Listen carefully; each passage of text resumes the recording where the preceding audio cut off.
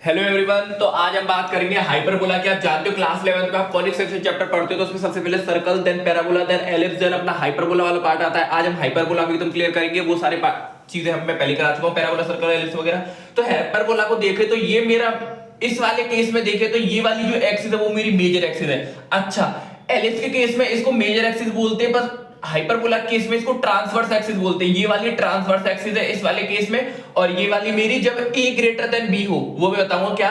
तो ये मेरी मेजर एक्सिस होती है और मेजर एक्सिस का नाम है हाइपरबोला केस में ट्रांसवर्स एक्सिस, और इसको बोलते हैं हम कॉन्जुगेट एक्सिस। कोई दिक्कत नहीं है सर। ये हाइपरबोला एक एरा इसके अगर मैं बात करूं, इसके जो वर्टाइसेस होते हैं वो होता है a,0 और इस वाले का होता है -a,0 और इस वाले का होता है 0,b, और इस वाली तरफ को देखूं तो 0,-b। ठीक है सर, वो समझ में आ गया।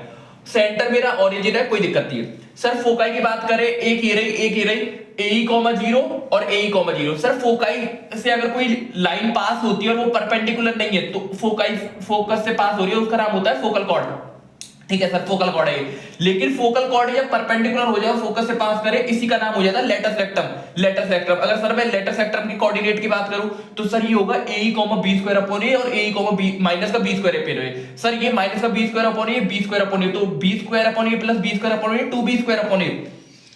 तो अगर मैं बात करूं अपने लेंथ ऑफ लेटस रेक्टम, तो लेटस रेक्टम की लेंथ आ गई 2B²। मैंने यहाँ पे लिखा नहीं है, आप लिख लेना 2B²। कोई दिक्कत नहीं है सर, यहाँ पे ही हो गया। इक्वेशन ऑफ हाइपरबोला की बात करूं तो x² माइनस का y² equals to 1, a greater than b।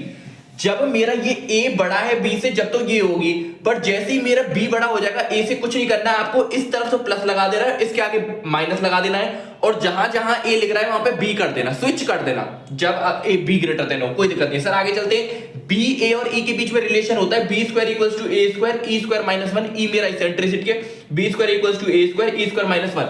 Sir यहां पे देखूं तो मेरी ये जो लाइन मैंने खींची है दोनों तरफ, सर ये जो लाइन आपने खींची है ये क्या है बेटा जी? ये है मेरी क्या डायरेक्ट्रिक्स।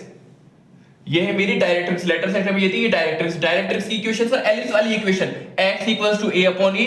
इस तरफ है तो x इक्वल्स टू माइनस का a/e। ये हो गया, सारी चीजें हो गई। अच्छा सर, ये जो आपने डॉटेड लाइन खींची है ये क्या होता है? ओरिजिन से पास हो रही है। एक आपने यहां पे भी खींची है, देखो डॉटेड लाइन।